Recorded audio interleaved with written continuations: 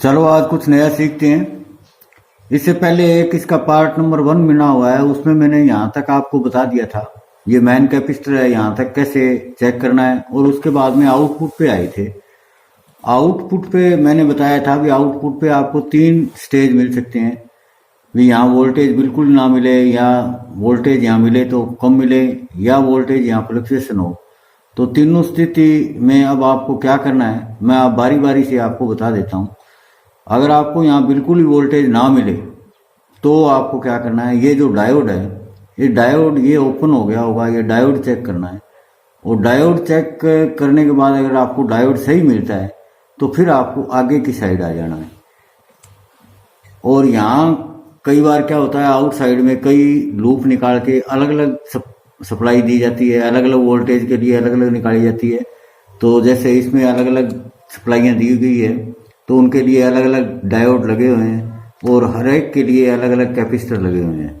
इसी प्रकार मैंने ये एक का एग्जाम्पल लिया है तो आपको इसी से समझ में आ जाएगा। फीडबैक सिर्फ एक से ही कनेक्ट होता है, अलग अलग सारी ये जो सप्लाइयाँ पीछे दी गई है उनसे नहीं होता, किसी एक सप्लाई से फीडबैक कनेक्ट होता है।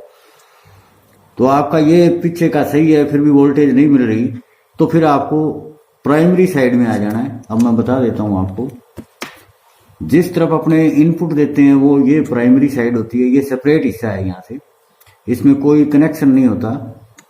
और ये जो दूसरी साइड है ये सेकेंडरी साइड है। इससे ट्रांसफार्मर की इधर की साइड प्राइमरी साइड और ट्रांसफार्मर से इधर की साइड सेकेंडरी साइड है। और इस साइड को हॉट साइड भी कहते हैं, इस साइड को कूल साइड कहते हैं। ये जो है ये हॉट साइड है जिससे अपने इनपुट देते हैं, वो साइड ये हॉट साइड है। अगर आप इसमें कोई पुर्जा चेक करते हो तो इस पे हाथ ना लग जाए, सब जब सप्लाई चालू हो तो आपको कहीं से टच ना हो जाए क्योंकि यहाँ शॉक लग सकता है, ये आपको ध्यान रखना है। इसमें दोनों स्प्रेट है तो दोनों में एक ही चीज यहाँ कनेक्ट होती है। एक तो ये ऑटो कपलर है, जो ऑटो कपलर दिख रहा है मैंने ये जो दिखाया ऑटो कपलर, ये ऑटो कपलर आप इन दोनों को कनेक्ट करता है। एक इसमें मैंने ये कैपेसिटर दिखाया है, ये यानी सेकेंडरी वाइंडिंग के ग्राउंड से और इधर एक्सिलरी वाइंडिंग के ग्राउंड से एक बीच में कैपेसिटर लगा होता है। जो ये कैपेसिटर मैंने आपको दिखाया था ये कैपेसिटर होता है, ये दोनों में दोनों साइड में ये टच होता है, ये नॉइज के लिए होता है।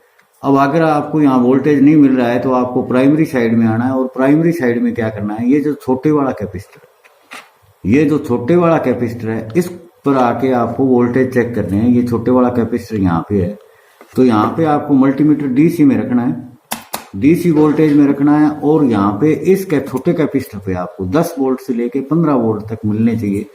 ये जो वोल्टेज होते हैं ये आईसी को ऑपरेट करने के लिए होते हैं। आईसी कोई भी चिप हो सकती है, उसको चलाने के लिए कुछ वोल्टेज चाहिए, वो वोल्टेज इस कैपेसिटर से मिलते हैं। तो ये कैपेसिटर आपको इस कैपेसिटर पे आके आपको मल्टीमीटर को डीसी में कर लेना है। और यहाँ आके छोटे कैपेसिटर के दोनों पॉइंट पे पॉजिटिव और नेगेटिव पे आपको चेक करना है। यहाँ पे वोल्टेज अगर 10 से 15 वोल्ट के बीच में कहीं भी आपको मिल रहा है और स्टेबल मिल रहा है तो आपकी आईसी काम कर रही है और ये सेक्शन आपका सही है। अगर यहाँ आपको वोल्टेज नहीं मिल रहे हैं तो फिर आपको क्या करना है, इस कैपेसिटर को चेक करना है। कैपेसिटर तो खराब नहीं है, ये जो वाला मैं कैपेसिटर दिखा रहा हूँ ये कैपेसिटर आपको चेक करना है। यहाँ पे प्रोब लगा के चेक करनी है वोल्टेज। अगर ये कैपेसिटर सही है तो आपका ये जो इधर से एक्सिलरी वाइंडिंग से एक डायोड लग के ये इस कैपेसिटर के पॉजिटिव पॉइंट पे आ रहा है, ये डायोड चेक करनी है। एक स्टार्टअप रेजिस्टेंस, इसको आईसी को स्टार्ट करने के लिए पहले मेन लाइन से ये एक रेजिस्टेंस लगा के इस कैपेसिटर के ऊपर वोल्टेज दी जाती है। तो ये रेजिस्टेंस और ये डायोड दोनों चेक करने हैं और ये कैपेसिटर चेक करना है। ये अगर आपके खराब होए तो भी आपको पीछे वोल्टेज नहीं मिलेंगे। ये इतनी चीज आप चेक कर लोगे, अगर उसमें कोई पुर्जा खराब है वो आप चेंज कर दोगे तो आपको वोल्टेज सही मिलेगी। और ये डायोड ये छोटे कैपेसिटर के पास ही मिलेंगे। जैसे ये छोटा कैपेसिटर लगा हुआ है, ये छोटे कैपेसिटर के पास ही आपको ये डायोड मिलेगी, इधर एक रेजिस्टेंस आपको मिल जाएगा, ये रेजिस्टेंस इसी के पास आ रहा है। तो ये आपको चेक कर लेनी है। अब दूसरी स्थिति आती है का आउटपुट में आपने को वोल्टेज तो मिल रहे हैं पर जो अपनी रिक्वायर वोल्टेज है वो वोल्टेज नहीं मिल रहे, उससे कम मिल रहे हैं। जैसे अपने यहाँ उदाहरण के लिए 6 वोल्ट मान लेते हैं, 6 वोल्ट पे डिजाइन की हुई है तो 6 वोल्ट से अपने को कम मिल रहे हैं, 4 वोल्ट मिल रहे हैं, 5 वोल्ट मिल रहे हैं। तो उस स्थिति में क्या करना है, आपको ये कैपेसिटर चेक करना है। आउटसाइड का जो कैपेसिटर है ये कहीं से ओपन होगा। कैपेसिटर जब चेक करोगे तो ये ओपन मिलेगा आपको, इसको आप चेंज कर देना, ये वोल्टेज आपकी सही हो जाएगी। अगर फिर भी अगर यहाँ वोल्टेज कम मिल रहे हैं और ये कैपेसिटर भी आपका सही है, तो फिर आपको आगे ये स्नेबर सर्किट, ये स्नेबर सर्किट है, मैं दिखा देता हूँ इसमें। ये ट्रांसफार्मर है, ट्रांसफार्मर के साथ ये स्नेबर सर्किट होता है। उसमें एक कैपेसिटर, एक रेजिस्टेंस, एक डायोड लगी होती है। तो मैं दिखा देता हूँ, ये रेजिस्टेंस लगी हुई है, इसके साथ में ये कैपेसिटर लगा हुआ है, ये डायोड लगी हुई है। ये डायोड स्नेबर सर्किट है। ये डायोड आपको चेक कर लेनी है। ये डायोड खराब हो गई तो भी आपको वोल्टेज आगे पीछे कम मिलेंगे।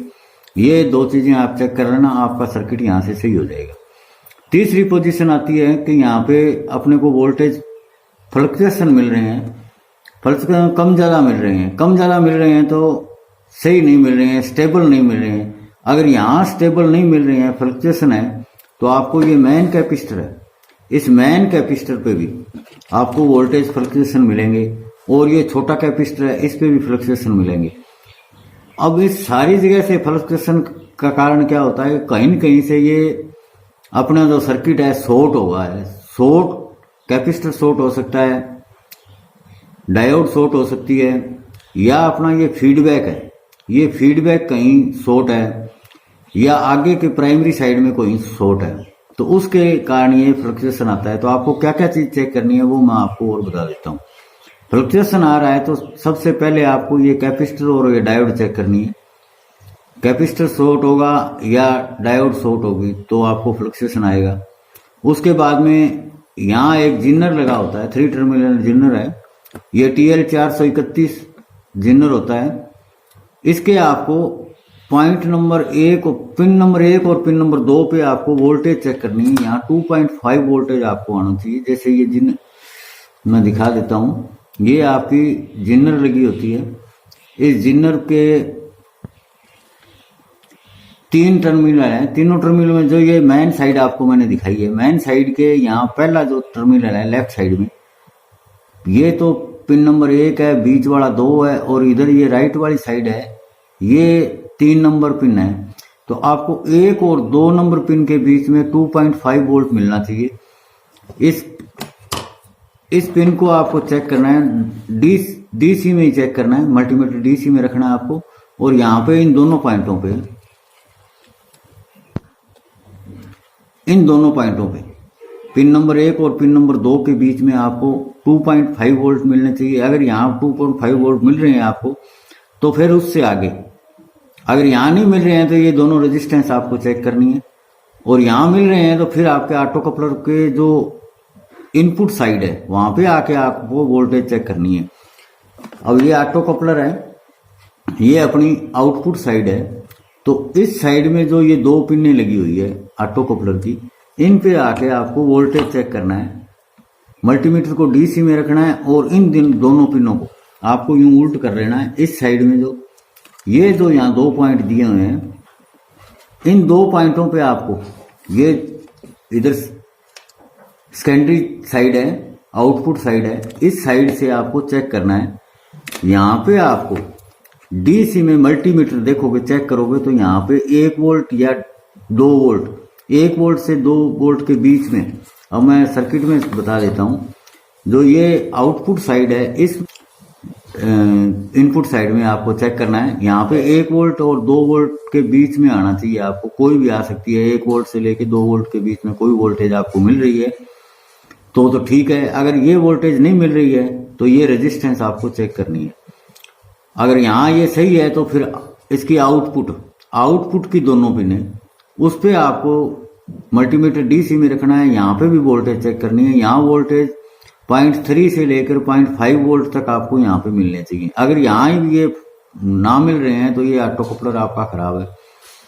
ऑटो कपलर चेंज कर देना, ये फ्लक्चुएशन आपका दूर हो जाएगा।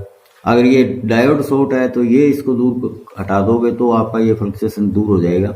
कई बार क्या होता है कि पता नहीं चलता, ये भी चीज सही लग रही है, यही चीज सही लग रही है, फ्लक्चुएशन इधर भी आ रहा है, मेन कैपेसिटर पे आ रहा है, छोटे कैपेसिटर पे आ रहा है फ्लक्चुएशन।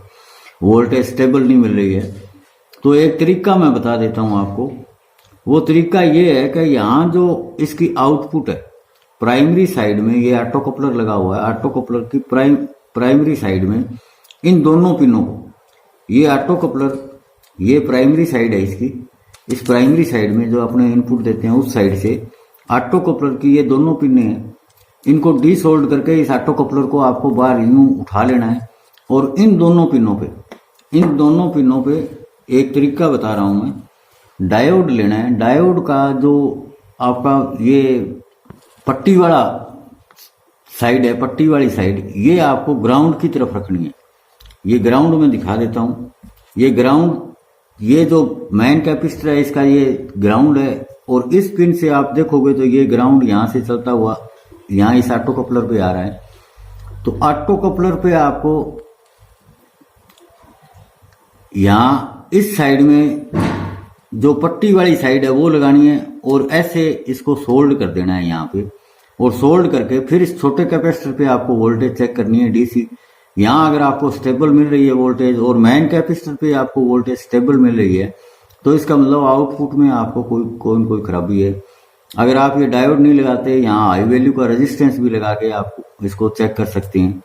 कई बार क्या होता है कि यहाँ आपको इस छोटे कैपेसिटर पे वोल्टेज प्रॉपर नहीं मिल रहे हैं, तो अपनी आईसी काम कर रही है कि नहीं कर रही है, या स्विचिंग कर रही है कि नहीं कर रही है, तो उसका पता करने के लिए एक तरीका और बता देता हूं मैं। अगर यहाँ वोल्टेज मिलते हैं सही तो इसका मतलब आईसी स्विचिंग कर रही है।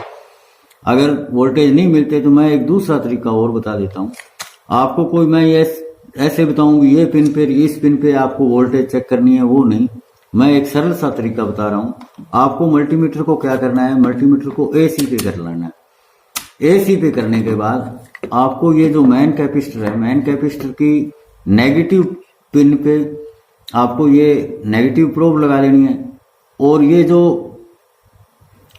मेन वाइंडिंग है, मेन वाइंडिंग के दूसरी पिन पे, अब मैं यहां समझा देता हूं डायग्राम पे।